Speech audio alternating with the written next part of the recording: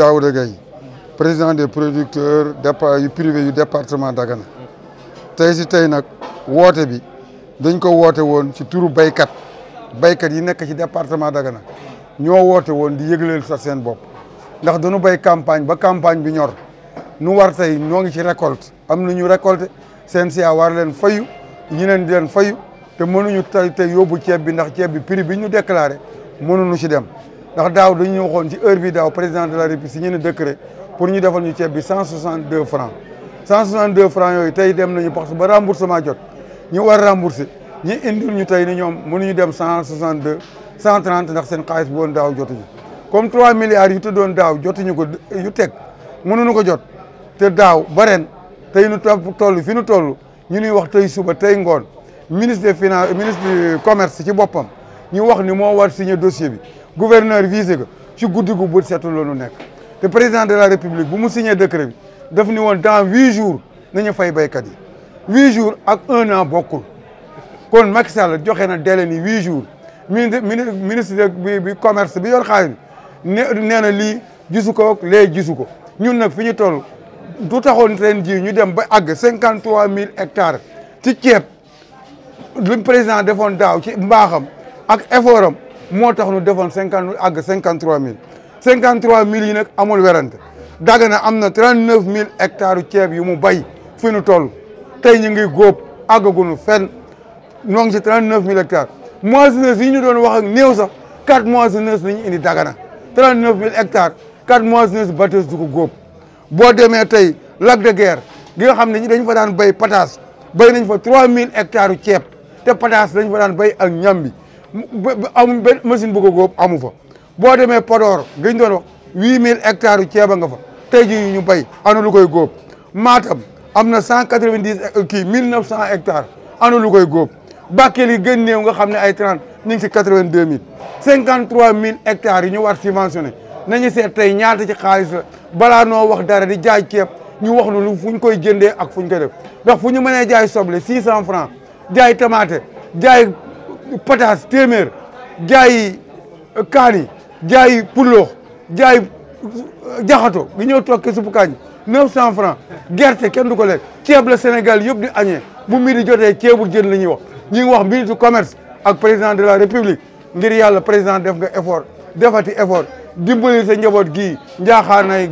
lañ koy tëddee ween wi dañ ci bëgg a nàmp na ñëpp mbër yi nàmp nañ ñëpp nàmp nañ ñun béykatu ceeb yi dañu bëgg a nàmp Macky Sall ñu ngi lay ñaan ngir yàlla ak rasul dimbali lu ci suñu xaalis bii ñu mën bay ceeb continuer def hivernage 50000 hectares yu ñu defoon nu defaat ñu ngi lay ñaan nga dimbali nu jox Sénégal dund ceebu importation bi amul la njëriñ mën nañu la dundal Sénégal Macky Sall mën nañu dundal Sénégal ñoo la ko waxoon ci ayra laa waxaat nañ la mën nañu dundal Sénégal à 100% ku werante ñëwal ci tàkk dex gi noonu nun xeexunu xuloowunu nun duñu bëgg nga dimbali nu bay jëm déwén. Mamadou Diallo dëkk bu ñuy wax Kassak Nord nekk président FPA fédération des périmètres autogérés département Dagana. tey ngeen daje fii ci Ross Béthio. voilà tey du ñu daje fii ci Ross Béthio parce que producteurs yi ñu fi daje ñuy waxtaan lu jëm ci premièrement ñu ngi gërëm état Sénégal ci action yu bëri yu ñuy def ci producteurs yi lu ñuy ñaax rek mooy ci problème prix ceeb bi. soo xoolee ren campagne hivernale bi contre saison bi ñu nekk nii parce que béy nañu presque 50 et quelques mille hectares loolu yëpp lu ko yund mooy subvention bi état waxoon daf ko def ci paj bi ñun nag en tant que union des producteurs production familiale la ñuy def parce que am nañu 15 unions hydrauliques on fait 11 000 et quelques hectares donc sur la production familiale te soo waxee production familiale yaa ngi ëmb ñëpp am na mag am na xale am na jigéen ak ñëpp foo tax tey nag woote bi ñu fi dajee mooy état Sénégal vraiment def na lu bëri ci producteurs yi def nañ ci bëri clip léegi nañu contre ñu ngi nekk ci campagne contre saison day xam ne presque ñu ngi góob te ba léegi xamaguñu prix subvention bu ñu subventionné woon daaw est-ce que day continuer wala continuer wul lu ñu bëggoon xam ne su fekkee prix bi continuer ñu xam yan décision yi jël ñu fixé ñu xam ne prix ceeb bi day nekk fixé boo xam ne duñ ko fixé définitivement moo gën muy dem di ñëwaat parce que duñu fekkee fixé na définitivement rek béykat buy béy rek dana xam ne man su ma góobee prix bii lañ moo koy jëlelee loolu moo tax ñu daje fi di waxtaan ci loolu xool nañ lañ ci jàppale pour ñu mun jaay suñu ceeb yéexaay bi nga indi na jafe-jafe bari parce que tey soo xoolee unions yi hydraulique yi kenn góobugul loolu yëpp lu koy indi mooy banque bi ñu bari partenaire la ci banque bi te prix 30 francs yi nga xam ne ñëwuñu loolu moo empêché crédit bi mu ñu mun fay suñu crédit comme il faut am nañu retard bu baax a baax ci contre saison bi bëri parce que soo demee ba tollu actuellement fu ñu toll nii am na ñoo xam ne ñu ngi def engrais xam nga y a un retard de crédit banque bi dam lu mu ñu wax c'est vrai parce que banque su la joxee un crédit am un taux de remboursement très faible du mun waat relancer waat crédit bi soo xoolee encore crédit campagne bi tardi bu baax a baax mooy 30 francs yi ñu xalaatoon day ñu suñu woon dañu renforcer ndax ñu mun dem teel parce que actuellement fu ñu nekk nii normalement ci weer bi dafa waroon fekk góom nañu ba pare ba di def def campagne hivernale. El Hadj Malick Seck laa tudd représentant producteurs yi Grande Télel dans la commune de Ross Béthio. jotaay bi li ko waral mooy dañu am njàqare boo xam ne mi ngi waaj ñëw suñu kaw muy engagement yoo xam ne état bu Sénégal da ko jëloon daaw ak baykat yi dina subventionné prix ceeb bi à 160 francs. yàlla dogal bi ñuy waxtaanee pour suñu bailleur de fonds yi ñu financé ba pare mu boole ñoo ak ay ñu war a jënd ceeb bi ñu jaay leen ceeb bi ba pare mais malheureusement état respecté wul ay engagement am bu menace yi ñeen dara nar a dal suñu kaw tey mooy amaat nañ yeneen bailleur de fonds yoo xam ne ñoo ñu financé yàlla def na góorgóorlu ba campagne bi mi ngi waaj a jeex am nañu commencé góob léegi ñi jëndoon ceeb bi daaw à 160 francs bu état bi respecté wul ay engagement am ñoom neeñ dootuñu ko mën a jënd à 160 francs parce que leen état bi waroon jox daaw joxu leen ko léegi nag loolu conséquences yi muy indi suñu kaw mooy déjà état bi xam ngeen ni yokku na intrant yi mu war yokk yëpp bay yokku na herbicide yokku na engrais yokku na coût hydraulique yi yokku na yokku bu metti sax léegi nag bu ñu yokkul prix ceeb bi à 160 francs risque bi ñu nar a am mooy du ñu rembourser non seulement du ñu rembourser mais du ñu am lu ñu mën a dundalee suñu njaboot du ñu am lu ñu mën a fayee suñu ay employés non boobu jafe-jafe la beneen bi des mooy daaw tey jii daanaka Grande xawul dem campagne bi ñu nekk nii parce que amuñu woon ay bailleurs de fonds parce que CNCA moo fi nekkoon la LBA di couvrir programme financement yi ñu amaloon ko bor boo xam ne benn 200 millions kese la joyet nañ ko état bi gauche droite mais dimbali wuñu si léegi nag cette fois-ci bailleurs de fonds yi ñu am ren bu état bi respecté wul engagement am yooyu si 160 francs bi bu ko deful déwén dañuy ñàkkaat yeneen bailleurs de fonds cependant Grande Télel res ragal nañ dina dellu si tëjuwaat gi mu nekkoon wala delluwaat fi mu nekkoon. Alioune Kane jógee Jëles Càggar nekk di baykat si privé li ñu fi indi tey mooy prix ceeb bi la ñu bëgg a waxtaanee ki ñuy waxtaanal si première mooy le président de la République ak le ministre de commerce parce que tey fi ñu baykat yi jëm ñëpp ñu ngi jëm tabaski li ñu bëgg a wax mooy prix bi parce que 30 francs yi ñu war a jot boobu ba léegi te gisuñu ko dugaluñu ko si banque bi aussi loolu mooy suñu jafe-jafe moo ñu fi boole tey. jafe-jafe yu ñu mën a indil bëri na parce que tey côté emploi nit ku ne war nga fay sa liggéeykat yaa ngi yaakaar pour jaay sa ceeb actuellement nii li ma mën a wax ñoo ngi si mbapat mi comme ni ñu koy waxee ay saaku 10 000 francs te loolu arrangé wuñu te gis naa comme lu mel ni ministre de l' agriculture posé nañ ko question télévision en direct nangu si wax lu leer jusqu'à présent ñun xamaguñu fi ñuy taxaw bëgg nañu mu tontuñu ak le gouverneur de la région ñoom la ñuy jotal message bi pour ñu àgg si ñoom. Yibril Diop la tudd maa fi représenté union Mbundoom taxawal fii ronk ki ma dëkk taxawal fii baykat yi yëpp ñun dañu am jaaxle am métit ndax lu tax mooy ci programme président bi nga xam ne dafa bëggoon dundal réew mi ci diir bu gàtt ñun ci programme am boobu la ñu nekkoon ñu béy ba pare daaw ñu xëccoo ak risé yi ñi nga xam ne ñoo war jënd ceeb bi ñun ni mënuñu ko jaayee lorul 160 ñoom ñene 130 la ñu mën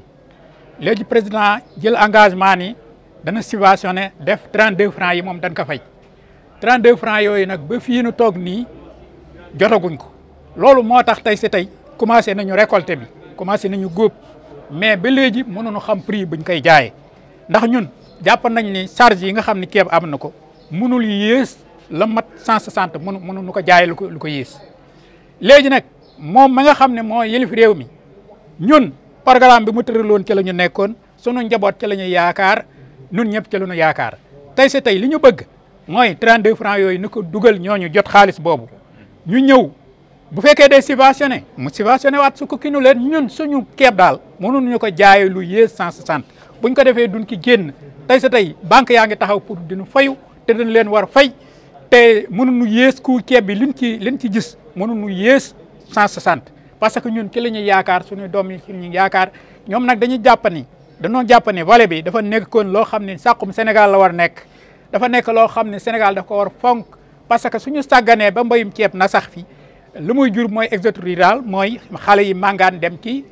taax yi wala ñu dugg ci gaal yi te boo xoolee waalo yëpp ñu ngi fi nekk di liggéey te yaakaar naa ne nag ñun ñii suñu doom yi suñu demee ba amatuñ fi yaakaar ñëw fekk ñu doon taxawaalu ci Ndakaaru yaakaar naa ne manifestation boo am daañ ci dugg te boobaa yàq day gën di bare kon kenn ku ci nekk fu mu nekk nañu fexe bi dundam ñu yëwanal ko fa bi mu mën fa toog loolu lañ ci doon wax. Pathé Diop, qui représente l'Union Mbouloum et 3PRD. Et nous sommes réunis aujourd'hui à la dame Rosso Béthio avec les producteurs, uniquement des producteurs, pour discuter sur la subvention des 32 francs de l'année dernière que le président de la République avait promis. Jusqu'à aujourd'hui, nos jours, on est en phase de la récolte. Les premières récoltes sont déjà effectuées et les riziers ne sont pas encore rentrés vers le fond. Et nous sommes obligés de réagir et alerter à temps avec la production escomptée avec 52 000 hectares emblavés. C'est grâce à la promesse des 32 francs qu'on est arrivé à cette emblavure. Donc nous demandons l'État de nous apporter des éclaircissements et appliquer. On ne comptait pas aussi ces 32 francs. Arrête pour une subvention d'une campagne d'une année. Parce que nous, on est resté des années, on est resté 2 campagnes sans fixer le prix avec Syris. Donc il y avait des problèmes qui se posaient. Si l'État arrive à subventionner, on dit bravo, on est à bras ouverts. Nous souhaitons quand même qu'ils appliquent ces 32 francs, qu'ils puissent continuer. Et ça, la production va booster et on va arriver... La mesure de subventionner date de quand? Date de l'année dernière. Donc il y a eu 2 années successivement qu'on n'arrive pas à fixer le prix. On s'est resté au centre de SIFA. Jusqu'à minuit, on n'arrive pas à fixer le prix. Donc c'était une aubaine quand même qu'il fait cette subvention-là, que tout le monde a applaudissé. Tahirou Diop, je suis producteur issu de l'Union de Mbouloum Barrage. Bon, aujourd'hui, nous nous sommes réunis ici. Nous sommes réunis ici à Rosso Béthio pour défendre la cause des producteurs concernant la subvention du riz sur les 32 francs. Vous voyez que depuis l'État du Sénégal a décrété la subvention sur le riz paddy à 162 francs. Ce décret n'est pas encore appliqué et les producteurs qui ont déjà fait la production risquent de vendre cette année la production à 130 francs. Et ce que les producteurs ne pourront pas accepter, vu les charges qui se trouvent dans la production, nous les producteurs du département de Dagana, de la vallée du fleuve Sénégal en général, nous ne pourrons pas vendre le kilogramme de riz de paddy à 130 francs. Nous allons stocker notre riz jusqu'à l'État prenne des mesures à appliquer les 162 francs pour pouvoir vendre notre production. Vous voyez que les charges qui se trouvent dans la production risicole, il y a énormément de charges. Imaginez-vous que le producteur vend le kilo de paddy à 130 francs, c'est épuiser le producteur. Le produit sera épuisé à nourrir sa famille, mais également à rembourser ses crédits au niveau de la banque. Et nous les producteurs, nous avons contracté des dettes au niveau des banques, plus précisément la LBA. Mais si on vend le riz de paddy à 130 francs, comment peut-on faire pour rembourser le crédit ou bien les créances qu'on a prises au niveau des banques? Donc, ne pas appliquer les 160 francs, c'est anéantir la production risicole dans la vallée du fleuve Sénégal. Madje Yag, représentant l'Union de Tchago et l'Union de Ndombo. Nous sommes venus ici pour sur le problème de notre engagement avec les producteurs et les riziers. L'année passée, l'État a donné une subvention à 32 francs. Les 30 francs, c'est pour les producteurs. Les 2 francs pour les caisses de détention. Bon, à notre grande surprise, on est actuellement en début de récolte. Jusqu'à présent, on n'a pas encore fixé le prix. Ça cause